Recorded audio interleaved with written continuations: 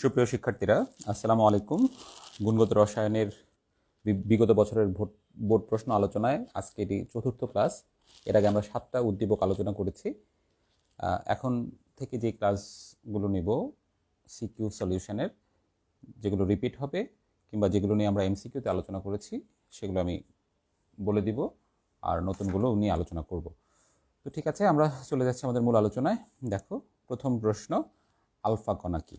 Alpha কণা কি, এটির উত্তর দুইভাবে দেওয়া যায়।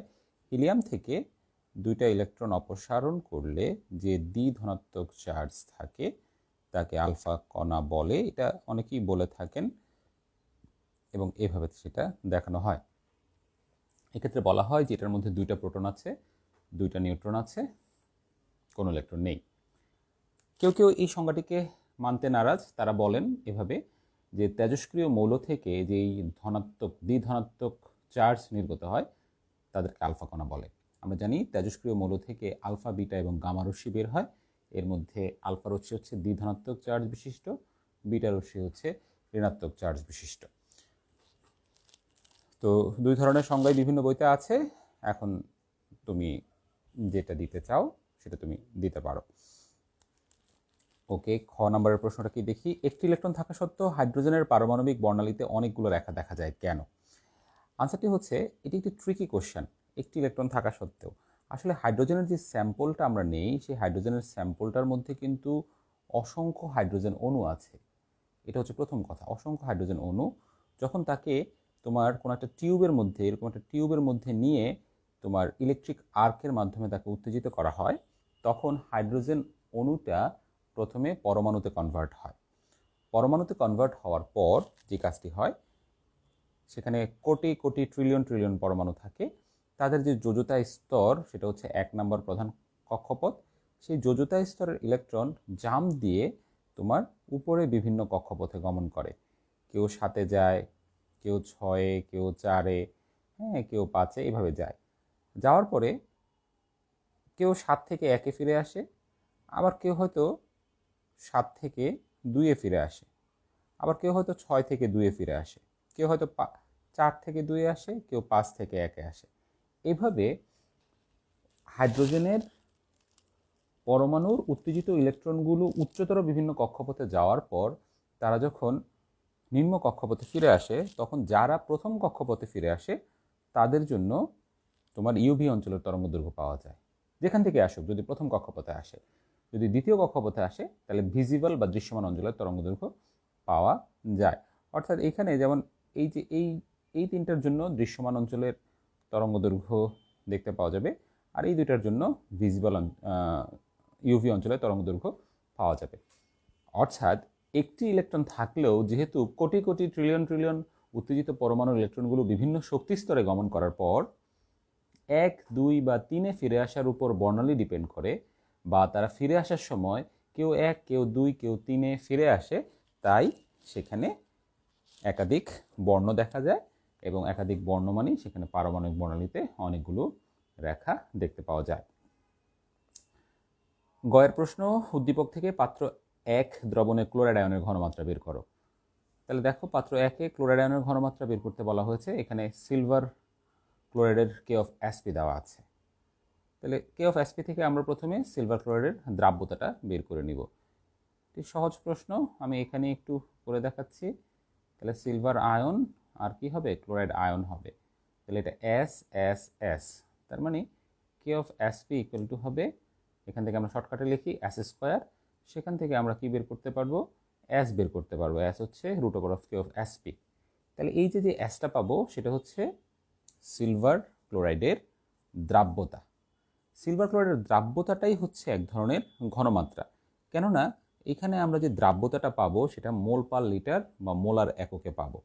তাহলে আমি এখানে দেখাই ভ্যালুটা কত আসবে, 1.5 10⁻⁻10। এটা রুট করলে মানটা আসে, এস এর মানটা আসবে তোমার 2.25 × 10⁻⁻20 মোলার। তাহলে এটি হচ্ছে সিলভার ক্লোরাইডের দ্রাব্যতা, বা এটি হচ্ছে সিলভার ক্লোরাইডের ঘনমাত্রা। এখন খেয়াল করো, আমরা এখানে কি দেখতে পাই, আমরা দেখতে পাই একটা সিলভার ক্লোরাইড থেকে একটা ক্লোরাইড আয়ন পাওয়া যায়। তাহলে অ্যাস্টা সিলভার ক্লোরাইড থেকে অ্যাস্টা ক্লোরাইড আয়ন পাওয়া যায়। তার মানে সিলভার ক্লোরাইডের ঘনমাত্রা যদি এত হয় তাহলে ক্লোরাইড আয়নের ঘনমাত্রাটাও এতই হবে।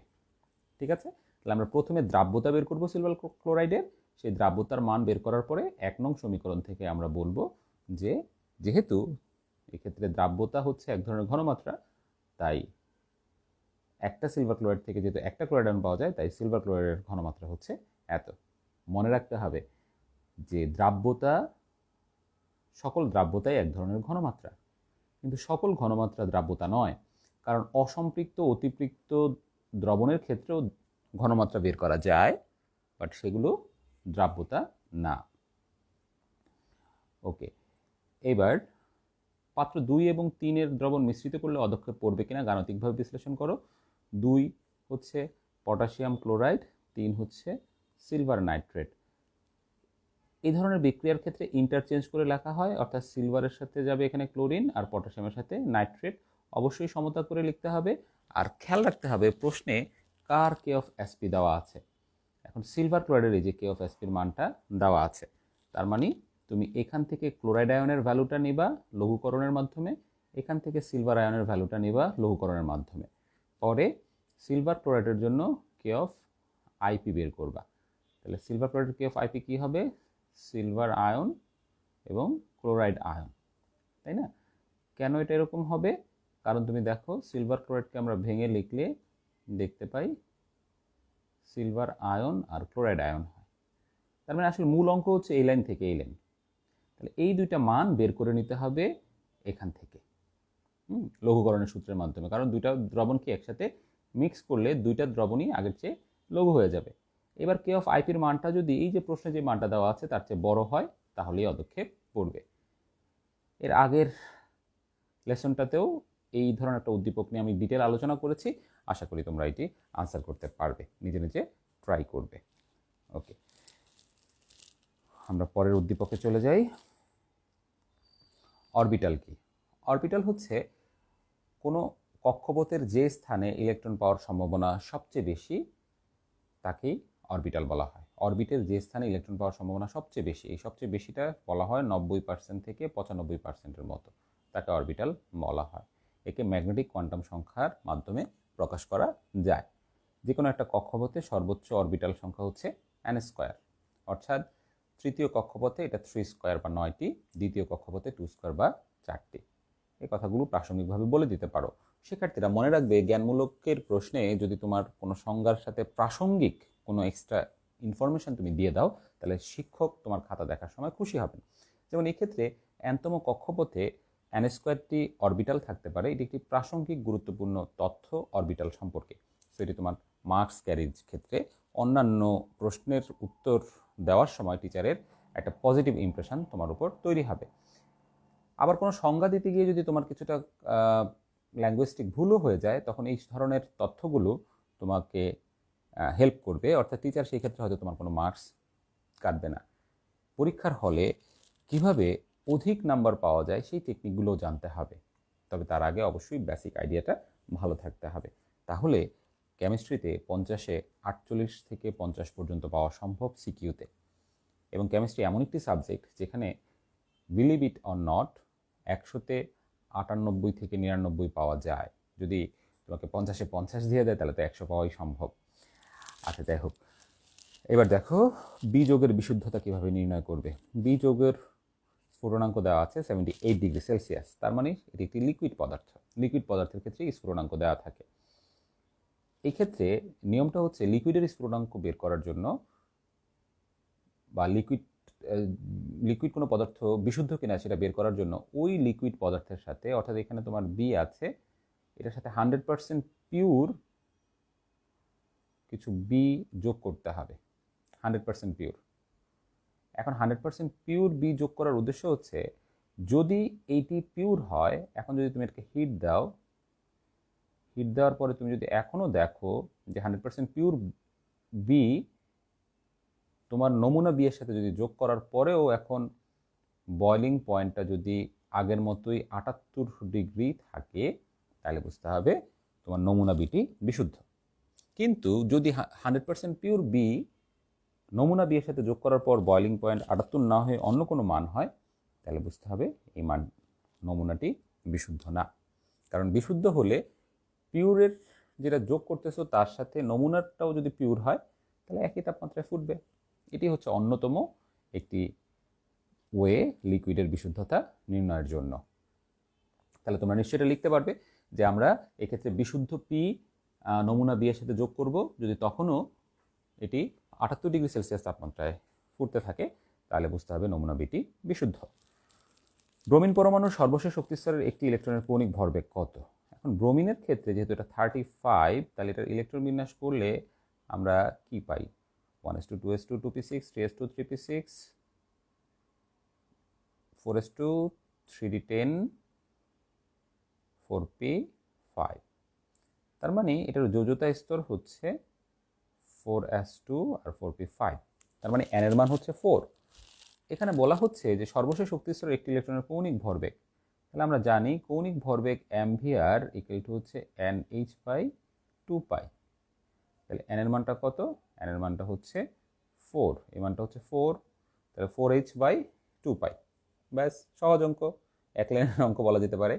h এর মান 6.626 ইন্টু 10⁻34 জুল সেকেন্ড দিয়ে এই mvr ইকুয়াল টু কত সেটি প্রশ্নে জানতে যাচ্ছে।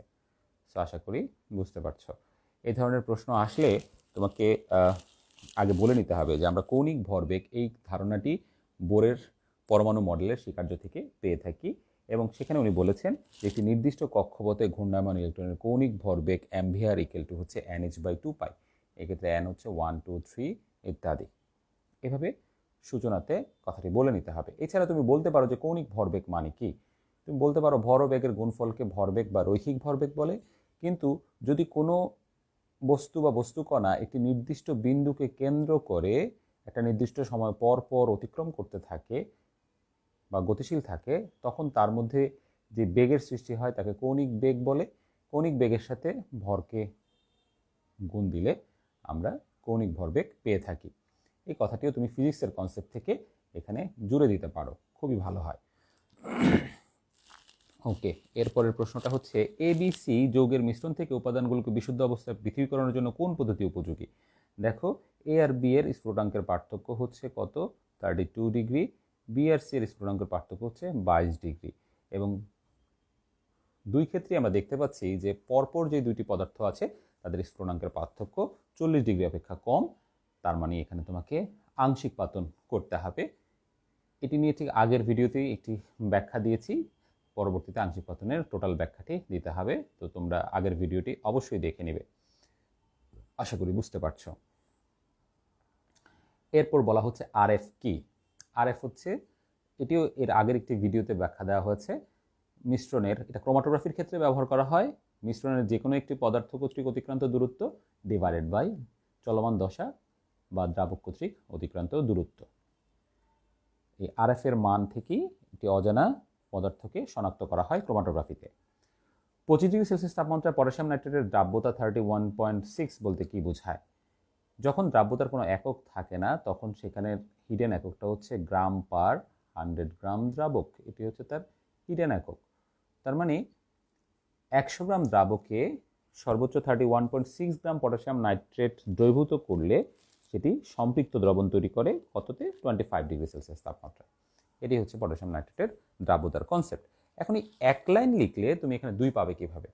তাহলে তুমি পরে লিখতে পারো যে এক্ষেত্রে দ্রবণের মোট ভর 100 প্লাস 31.6 বা 131.6। হ্যাঁ, এক্ষেত্রে তুমি দ্রাব্যতার যেই বেসিক টার্মটা সেটাও লিখতে পারো। এক্ষেত্রে আমরা জানি যে দ্রাব্যতা S ইকুয়াল টু হচ্ছে 100 m divided by m minus m। এক্ষেত্রে m হচ্ছে দ্রবের ভর, বড় হাতের m হচ্ছে দ্রবণের ভর, সুতরাং বড় হাতের m মাইনাস ছোট হাতের m ইকুয়াল টু হচ্ছে দ্রাবকের ভর।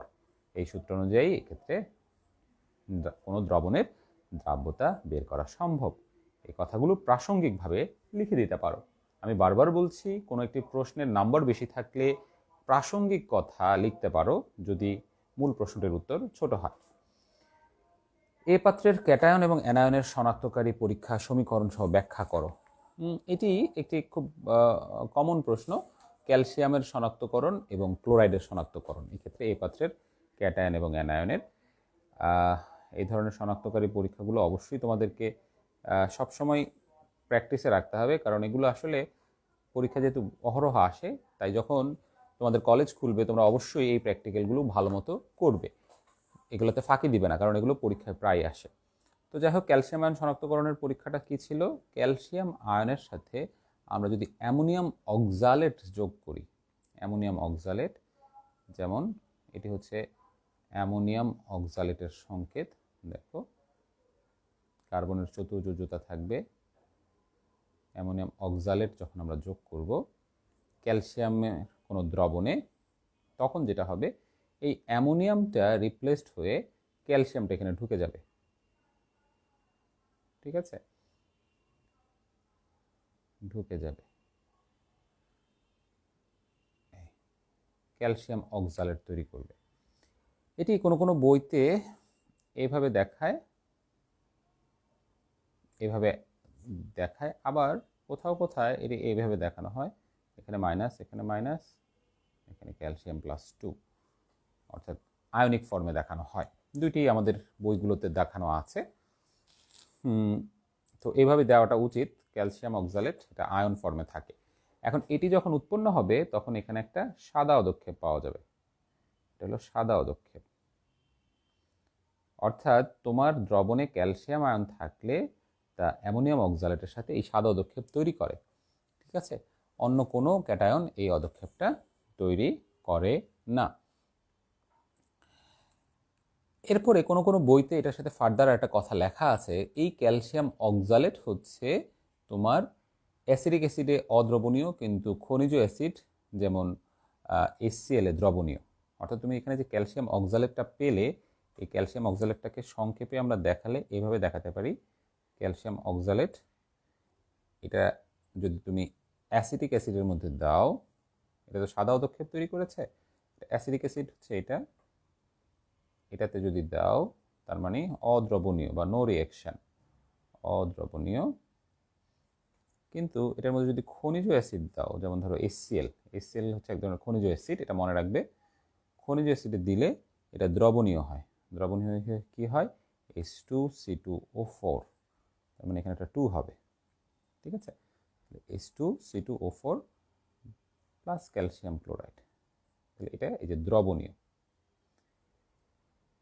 মনে রাখবে অনেকগুলো বিক্রিয়া আছে, যে বিক্রিয়াগুলোর অদক্ষেপ পড়ার পরে আমরা কিছু সাইড বিক্রিয়া লিখে থাকি। এই যেটা প্রথমে অদক্ষেপ পড়লো, পড়ার পরে সেই অদক্ষেপটার উপর আদার্স কিছু বিকারকের ইম্প্যাক্ট অনেক সময় লেখা হয়ে থাকে। সো এগুলো প্রাসঙ্গিকভাবে থাকলে লিখলে ভালো বা লেখা উচিত। ঠিক আছে, যখন তুমি বেশি নাম্বার পাবে তখন কিন্তু এগুলো না লিখলে টিচাররা নাম্বার কাটার জন্য এই জায়গাগুলোকে ব্যবহার করবেন। ক্লোরাইড আয়নের শনাক্ত করার জন্য, যেমন ধরো আমি যদি সোডিয়াম ক্লোরাইড নেই, তাহলে এটার মধ্যে যদি সিলভার নাইট্রেট দিই, আচ্ছা এখানে তোমার সোডিয়াম ক্লোরাইড ছিল না, আমি এখানে যেটা ছিল সেটা দিয়ে তাহলে লিখি ক্যালসিয়াম ক্লোরাইড ছিল। তাহলে ক্যালসিয়াম ক্লোরাইড যখন নিচ্ছি, সিলভার নাইট্রেট যদি সেখানে দেই, এক্ষেত্রে সিলভার ক্লোরাইডের সাদা অদক্ষেপ পড়বে, সাদা অদক্ষেপ। ঠিক আছে, খুবই সহজ বিক্রিয়া, দেখো সিলভার ক্লোরাইডের সাদা অদক্ষেপ পড়বে, এখানে একটা 2 হবে, এখানে একটা 2 হবে, আর কি হবে, ক্যালসিয়াম নাইট্রেট হবে, এটা সাইড বিক্রিয়া। এই সিলভার ক্লোরাইড যেটা উৎপন্ন হবে, এটা তোমার অ্যামোনিয়াম হাইড্রোক্সাইডের মধ্যে যদি দাও তাহলে এটা দ্রবণীয় হয়। দ্রবণীয় হয়ে কি করে, ডাই অ্যামিন সিলভার ক্লোরাইড তৈরি করে, ডাই অ্যামিন সিলভার ক্লোরাইড। তাহলে দুইটা এখানে অ্যামোনিয়া লাগবে, দেখো ডাই অ্যামিন সিলভার ক্লোরাইড, আর এখান থেকে দুইটা OH, হ্যাঁ, আর দুইটা H, তার মানে দুইটা পানি তৈরি করবে, এটা কিন্তু দ্রবণীয়। একইভাবে এখানে যদি HCl দাও, অর্থাৎ সিলভার ক্লোরাইডের যে সাদা অদক্ষেপ হবে তাকে যদি তুমি ঝাঁকানোর পর দুইটা টেস্ট টিউবের মধ্যে নাও ঘোলা দ্রবণটা, একটার মধ্যে অ্যামোনিয়াম হাইড্রোক্সাইড দিলে আর একটার মধ্যে নাইট্রিক অ্যাসিড দিলে, তাহলে যে ঘোলা দ্রবণটার মধ্যে অ্যামোনিয়াম হাইড্রোক্সাইড দিবে সেটা দ্রবণীয় হবে, আর যেটার মধ্যে নাইট্রিক অ্যাসিড দিবে এটা নো রিঅ্যাকশন, কোনো বিক্রিয়া করবে না। নো রিয়াকশন বা অদ্রবণীয়। অদ্রবণীয় মানে কি, সে আগে যেরকম ছিল ওরকমই থাকবে। ঠিক আছে, তাহলে এইভাবে আমরা আয়নটার শনাক্তকরণের বিষয়টা বলতে পারি।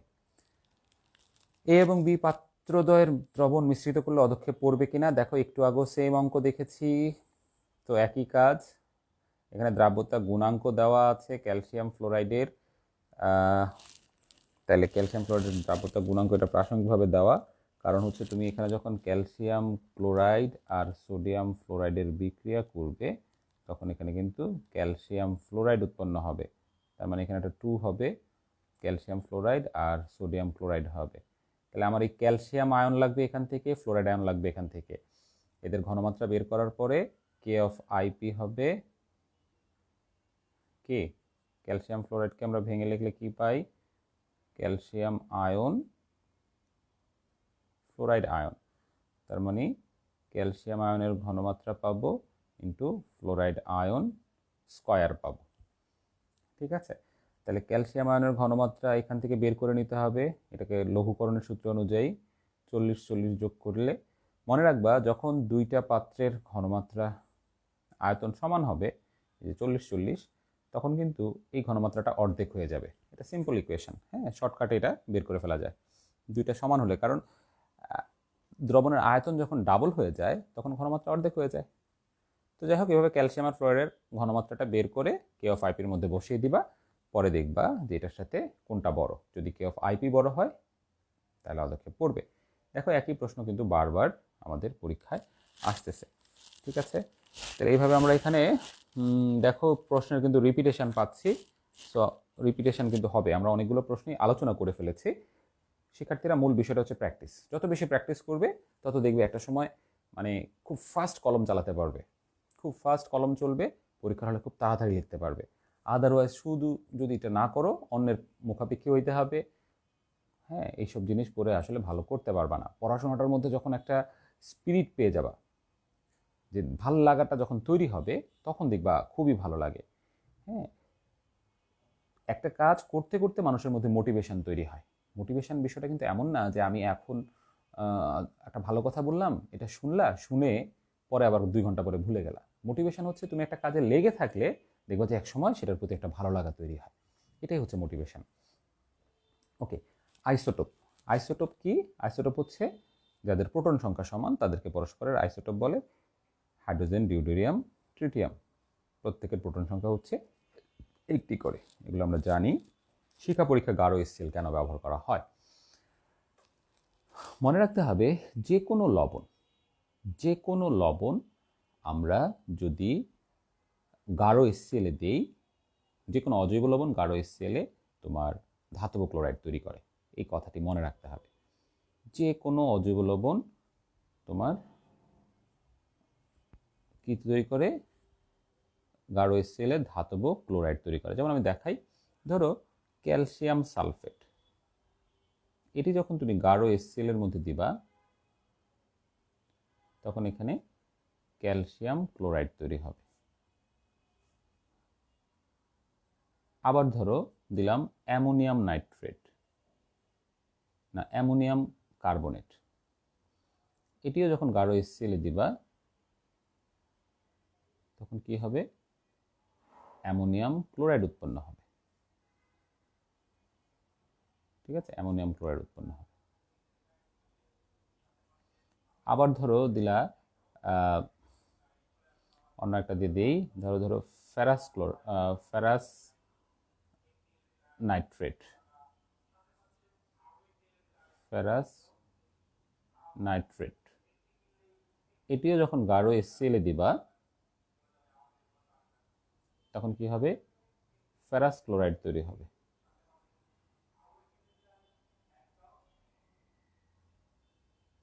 সাইড বিক্রিয়াটা না লিখলেও হবে। তাহলে প্রথম কথা হচ্ছে যে কোনো অজৈব লবণ গাঢ় স্কেলের সাথে বিক্রিয়া করলে ধাতব ক্লোরাইড তৈরি করে, এগুলোকে বলা হচ্ছে ধাতব ক্লোরাইড। ধাতব ক্লোরাইড তৈরি করে লাভ কি? যে কোনো ধাতব ক্লোরাইড উদ্বায়ী প্রকৃতির, যে কোনো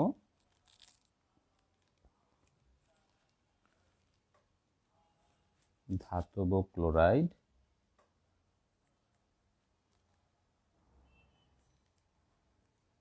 উদ্দায়ী, তার মানে কি সে কঠিন থেকে সরাসরি বাষ্পে পরিণত হয়। তাহলে কঠিন থেকে যখন বাষ্পে পরিণত হয় তখন সেটা কি করে, সে শক্তি প্রথমে শোষণ করে ইলেকট্রন উত্তেজিত হয়ে, ধাতুর ইলেকট্রন উত্তেজিত হয়ে উচ্চতর শক্তি স্তরে গমন করার পর সে যখন ব্যাক করার সময় সে কি করে, একটা নির্দিষ্ট বর্ণের কালার শো করে। তাহলে এই যে নির্দিষ্ট বর্ণের কালার শো করলো, সেই কালার থেকে আমরা অনেক সময় কি করতে পারি, কোনো একটা পদার্থকে শনাক্ত করতে পারি। ঠিক আছে, যেমন ধরো সোডিয়াম ক্লোরাইড উৎপন্ন হলো গাঢ় HCl দ্বারা। তাহলে এখন তুমি যখন এটাকে শিখায় রাখার পরে সোডিয়াম ক্লোরাইড কি হবে, এটা ছিল সলিড, তাহলে এখানে হলো শিখা, তাহলে এখানে সোডিয়াম গ্যাস হবে আর ক্লোরাইড আয়ন গ্যাস অবস্থায় যাবে। এবার কি হবে, ক্লোরাইড গ্যাস অবস্থা থেকে ইলেকট্রন ত্যাগ করে সে ক্লোরিন অণু হবে, আর দুইটা সোডিয়াম গ্যাস সে ইলেকট্রন গ্রহণ করে সোডিয়াম পরমাণু গ্যাসীয় অবস্থায় যাবে। তাহলে এখানে একটা জারণ বিজারণ বিক্রিয়া ঘটল। এবার কি হবে, এই সোডিয়াম আয়নের যোজ্যতা স্তরে 3s1 একটা ইলেকট্রন আছে, তোমরা জানো, সেটা লাফ দিয়ে উপরে যাবে। তাহলে সে কি করবে, আচ্ছা এখানে 2 লেখার দরকার নেই, সোডিয়াম শক্তি শোষণ করবে, কি পরিমাণ, প্লাস শক্তি শোষণ NH নিউ পরিমাণ। H নিউ হচ্ছে শক্তি, N আমরা এটা লিখলাম, N লিখলাম কারণ আমরা জানি না কতটুকু করবে। কোথা থেকে করবে, শিখার মধ্যে যে আগুন সেখান থেকে করে সে উত্তেজিত অবস্থায় যাবে। এখন এই উত্তেজিত সোডিয়াম আয়ন কিছুক্ষণ পরে কি করবে, শক্তি বিকিরণ করবে। তাহলে শক্তি বিকিরণ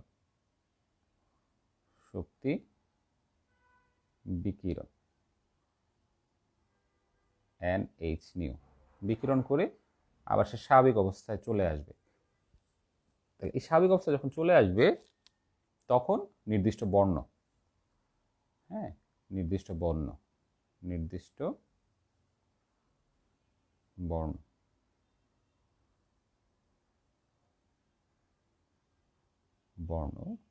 দেখাবে। যেমন এই ক্ষেত্রে সোনালী হলুদ দেখায়। এই সোডিয়ামটা যখন উত্তেজিত থেকে নর্মাল অবস্থায় চলে আসবে তখন সে নির্দিষ্ট বর্ণ দেখাবে, সোডিয়ামের ক্ষেত্রে এটা হবে সোনালী হলুদ। ঠিক আছে, তাহলে কি চমৎকার একটা জিনিস দেখো, শিক্ষা পরীক্ষায় গাঢ় HCl ব্যবহারের মূল উদ্দেশ্যটা হচ্ছে যে কোনো ধাতব ক্লোরাইড উদ্দায়ী প্রকৃতির হয়, আর গাঢ় HCl দিয়ে আমরা প্রত্যেকটা অজৈব লবণকে ধাতব ক্লোরাইডে কনভার্ট করতে পারি। অন্যান্য লবণ উদ্দায়ী হইতেও পারে, নাও হইতে পারে, কিন্তু ধাতব ক্লোরাইড অবশ্যই উদ্দায়ী প্রকৃতির হয়ে থাকে। এরপরের প্রশ্ন, 1 নং মডেলের ইলেকট্রন স্থানান্তরের সময় ইলেকট্রনের বিকিরিত শক্তি এত জুল হলে বিকিরিত রশ্মির তরঙ্গ দৈর্ঘ্য কত? এগুলো তো একবারে ছোট অঙ্ক, এটা আগেও আমি দেখিয়েছি। E=hc/λ। তাহলে ই দেওয়া আছে, ল্যামডা যাচ্ছে, এইচ তো আমরা জানি প্লাঙ্কের ধ্রুবক, সি হচ্ছে আলোর বেগ। এই ধরনের অঙ্ক এর আগের লেসনগুলোতেও পাবা, সেখান থেকে দেখে নিতে পারো। ঠিক আছে, এখন এই ধরনের প্রশ্ন 3-এ আসলে এগুলো তো বের করে দেখাবাই, এখন বিকিরিত শক্তি কি এই জিনিসটার আগে একটা ব্যাখ্যা দিলে ভালো। হ্যাঁ, মূল কথা যেটা থাকে প্রশ্নের সেটার সংজ্ঞা বা সেটা বলতে কি বুঝো এটা লেখা কিন্তু উচিত। বিকিরিত শক্তি মানে হচ্ছে উত্তেজিত ইলেকট্রন যখন নিম্ন কক্ষপথে ফিরে আসে তখন যে শক্তি ছেড়ে দেয় সেটাই হচ্ছে বিকিরিত শক্তি। মডেল 1 এবং মডেল 2 এর মধ্যে কোনটি গ্রহণযোগ্য? মডেল 1 হচ্ছে বোরের, কীভাবে বুঝলাম, সির কক্ষপথ, আর মডেল 2 হচ্ছে রাদারফোর্ডের। কীভাবে বুঝলাম, কারণ এখানে কিন্তু নির্দিষ্ট কোনো কক্ষপথ দেখানো হয়নি, দেখো ইলেকট্রনগুলো এইভাবে ঘুরছে, সেটা রাদারফোর্ড। তাহলে কোনটি অধিক গ্রহণযোগ্য? ডেফিনেটলি বোরেরটা অধিক গ্রহণযোগ্য রাদারফোর্ডের চেয়ে। যুক্তি দিতে হবে। কি যুক্তি দিবা? বলবা যে বোরের ক্ষেত্রে বলা হয়েছে ইলেকট্রনগুলো কিছু সুনির্দিষ্ট কক্ষপথে অবস্থান করে, যেই কক্ষপথে অবস্থান করার সময় সে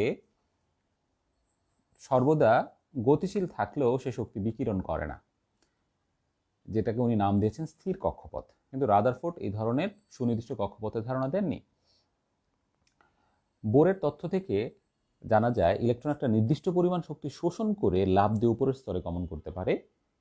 এক্ষেত্রে সে এমন পরিমাণ শক্তি শোষণ করবে যেন তা পরবর্তী অন্য কোনো শক্তি স্তরের শক্তির সাথে মিলে যায়। রাদারফোর্ডের ক্ষেত্রে শক্তির শোষণের এরকম কোনো ধারণা নেই। আবার উত্তেজিত ইলেকট্রন শক্তি বিকিরণ করে নিম্নের কোনো কক্ষপথে ফিরে আসতে পারে যখন আমরা বর্ণালীর দেখা পাই। অর্থাৎ বোরের মডেল থেকে বর্ণালীর প্রাথমিক ধারণা পাওয়া যায়, রাদারফোর্ড মডেল থেকে এরকম বর্ণালীর কোনো প্রাথমিক ধারণাও পাওয়া যায় না। আবার বোরের তথ্য থেকে আমরা জানতে পারি যে ঘূর্ণায়মান ইলেকট্রনের কৌণিক ভরবেগের মান mvr equal to nh/2 পাই, যেখানে n equal to 1 2 3 ইত্যাদি। রাদারফোর্ড মডেল থেকে এরকম কৌণিক ভরবেগ সম্পর্কে ধারণা পাওয়া যায় না। এইভাবে তোমাকে যুক্তি দিয়ে দেখাইতে হবে। আবার নির্দিষ্ট কক্ষপথে ঘূর্ণায়মান ইলেকট্রনের নিউক্লিয়াস থেকে দূরত্ব অর্থাৎ ব্যাসার্ধ কত তা বোরের মডেল থেকে বের করা যায়, রাদারফোর্ড মডেল থেকে সেটা বের করা যায় না। নির্দিষ্ট কক্ষপথে ঘূর্ণায়মান ইলেকট্রনের বেগ এবং শক্তির মান বোরের মডেল থেকে বের করা যায়, রাদারফোর্ড মডেল থেকে সেটি বের করা যায় না। ঠিক আছে, এইভাবে ডিটেলে এই প্রশ্নটি আলোচনা করতে হবে। তোমরা এইভাবে চাইলে ঘর করে নিয়ে বোর রাদারফোর্ড লিখে প্রশ্নটির ব্যাখ্যা দিতে পারো। এই কথাগুলো তোমরা সবাই কম বেশি জানো, সো আমি একটু ফার্স্ট আলোচনা করলাম, কিন্তু পরীক্ষা আসলে এভাবে একটু সাজিয়ে লিখতে হবে। হ্যাঁ, আসলে যারা খুব বেশি নাম্বার পেতে চায়, অর্থাৎ 47 48 এরকম নাম্বার পেতে চায়, তাদের আসলে সাজিয়ে লেখার বিষয়গুলোতে জোর দিতে হবে। আর 40 পেতে চাইলে বেসিক নলেজ ভালো থাকলেই 40 পাওয়া সম্ভব। তারপর প্রশ্ন, দ্রাব্যতা কি? নির্দিষ্ট তাপমাত্রায় 100 গ্রাম দ্রাবকে সর্বোচ্চ যে পরিমাণ দ্রব দ্রবীভূত হয়ে সম্পৃক্ত দ্রবণ তৈরি করে তাকে ওই তাপমাত্রায় ওই দ্রাবকে ওই দ্রবের দ্রাব্যতা বলে। এটি আমরা সবাই জানি, বারবারই কথাটি আসছে। এর পরের প্রশ্ন, দ্রবণে কিভাবে অ্যামোনিয়া মান শনাক্ত করবে? এটি আমরা এর আগেও দেখেছি, সো সেখান থেকে দেখে নিবে। নেসলার বিকারকের মাধ্যমে এটিকে শনাক্ত করা যায়। Potassium mercuric iodide, ammonium mercuric iodide. ঠিক আছে, potassium mercuric iodide. So Nessler দ্রবণের মধ্যে এটা আমরা কি করি, একটা ক্ষারীয় দ্রবণ ব্যবহার করে থাকি। তোমরা সবাই জানো। প্রথমে তোমরা নেসলার দ্রবণ জিনিসটা কি সেই জিনিসটা লিখবে, লেখার পরে তারপর ব্যাখ্যাটা দিতে হবে। হ্যাঁ, পটাশিয়াম মার্কিউরিক আয়োডাইডের ক্ষারীয় দ্রবণকেই বলা হয় নেসলার দ্রবণ। ওকে, এক্ষেত্রে আমার যেই অদক্ষেপটা পাওয়া যায় অ্যামোনিয়াম আয়নের ক্ষেত্রে তা হচ্ছে বাদামি অদক্ষেপ। উদ্দীপকের তথ্য ব্যবহার করে সিলভার ক্লোরাইডের দ্রাব্যতা গণনা করো। এটা খুবই সহজ প্রশ্ন। সিলভার ক্লোরাইডের দ্রাব্যতা গুণফল দেওয়া আছে। তাহলে একটু আগেও কিন্তু এই ধরনের প্রশ্ন দেখেছি, দ্রাব্যতা গুণফল থাকলে দ্রাব্যতা বের করা যায়। দ্রাব্যতা গুণফল একটা থাকলে আরেকটা বের করা যায়। আবার দ্রাব্যতা থেকে পদার্থটির দ্রাব্যতা এবং পদার্থ থেকে উৎপন্ন ক্যাটায়ন এবং অ্যানায়নের দ্রাব্যতাও বের করা যায়। সো এটি একটু আগেও দেখেছি, এই ভিডিওতেই আছে। ঘয়ের প্রশ্ন, সিলভার ক্লোরাইড দ্রবণে সামান্য পরিমাণ সোডিয়াম ক্লোরাইড যোগ করলে সিলভার ক্লোরাইড দ্রাব্যতার কোনো পরিবর্তন হবে কিনা ব্যাখ্যা করো। হ্যাঁ, সিলভার ক্লোরাইডের মধ্যে সোডিয়াম ক্লোরাইড দিলে দেখো এখানে সমায়ন প্রভাব আছে, তাই না? কারণ সিলভার ক্লোরাইড এটাকে আমরা যখন ভেঙে লিখি তখন সিলভার আয়ন আর ক্লোরাইড আয়ন হয়। সোডিয়াম ক্লোরাইড এটাকেও আমরা ভেঙে লিখলে সোডিয়াম আয়ন আর ক্লোরাইড আয়ন হয়। তাহলে এই জায়গায় আমরা দেখতে পাচ্ছি যে কি একটা সমায়ন আছে, যে ক্লোরাইড। সমায়নের কারণে কি হবে, দ্রাব্যতা হ্রাস পাবে। এবং এক্ষেত্রে সাম্য ধ্রুবক দিয়ে এই জিনিসটি ব্যাখ্যা করা যায়। সেম একটি প্রশ্ন আমরা এর আগে ব্যাখ্যা দিয়েছি ইন ডিটেল। সোডিয়াম ক্লোরাইডের ক্যালাশনে HCl এর ভূমিকা ঠিক আগের লেসনটিতেই তোমরা পাবে। সেম ব্যাখ্যা হবে এখানে। ওখানে ছিল HCl প্লাস সোডিয়াম ক্লোরাইড, আর এখানে হচ্ছে silver chloride plus sodium chloride. তাহলে ওইখানে ছিল সোডিয়াম ক্লোরাইডের কি হয়, সলিড দ্রবণ তৈরি হয়। এখানে বলবে সিলভার ক্লোরাইড সলিড হবে বা সিলভার ক্লোরাইডের দ্রাব্যতা বাম দিকে শিফট হবে। একেবারে সেম ব্যাখ্যা দিয়ে ব্যাখ্যা করা যাবে। এক্ষেত্রে মনে রাখবে, এই সোডিয়াম ক্লোরাইডের ভ্যালুটা যদি দেওয়া থাকতো, অর্থাৎ কত মোলার ব্যবহার করা হয়েছে, তাহলে কিন্তু আমরা এক্স্যাক্টলি বের করে দেখাতে পারতাম যে সিলভার ক্লোরাইডের প্রাথমিক দ্রাব্যতা কত আর এই সোডিয়াম ক্লোরাইড ব্যবহার করার পরে তার দ্রাব্যতা কত হলো। আর যদি মানটা দেওয়া না থাকে তাহলে ওই লাসাতিনীয় নীতির মাধ্যমে সাম্য ধ্রুবকের কনসেপ্ট থেকে বিষয়টি ব্যাখ্যা দিতে হবে। ঠিক আছে, এটি কিন্তু মনে রাখবা, খুব ইম্পর্টেন্ট কথা। সমায়নে যেটি ব্যবহার করা হয় তার ঘনমাত্রা দেওয়া থাকলে অঙ্ক করা যায়, ঘনমাত্রা দেওয়া না থাকলে অঙ্ক করা যায় না। যেমন এই যে দেখো, অথবা দিয়ে অনুরূপভাবে বলা হচ্ছে স্ট্রনশিয়াম ফ্লোরাইডের জলীয় দ্রবণে 0.1 মোলার সোডিয়াম ফ্লোরাইড, এটা কিন্তু অঙ্ক করা যাবে। স্ট্রনশিয়াম ফ্লোরাইডের 0.1 মোলার সোডিয়াম ফ্লোরাইড ব্যবহার করলে স্ট্রনশিয়াম ফ্লোরাইডের দ্রাব্যতার কী পরিবর্তন হয়। এক্ষেত্রে আমরা যদি স্ট্রনশিয়াম ফ্লোরাইডের দ্রাব্যতা গুণফল জানি, তাহলে প্রথম আমরা স্ট্রনশিয়াম ফ্লোরাইডের দ্রাব্যতা বের করতে পারবো। এটি যোগ করার পরে তার দ্রাব্যতা কত হবে সেটি বের করতে পারবো। দেখব যে দ্বিতীয় ক্ষেত্রে দ্রাব্যতাটি হ্রাস পেয়েছে। তাহলে প্রথম দ্রাব্যতা মাইনাস দ্বিতীয় দ্রাব্যতা থেকে আমরা বের করতে পারবো অ্যাকচুয়ালি কতটুকু হ্রাস পেয়েছে। ঠিক আছে শিক্ষার্থীরা, তো আমরা এখানে বেশ কিছু প্রশ্ন দেখলাম। তোমরা আবারও বলছি বাসায় ট্রাই করতে থাকো, ভিডিওগুলো বারবার দেখতে থাকবে।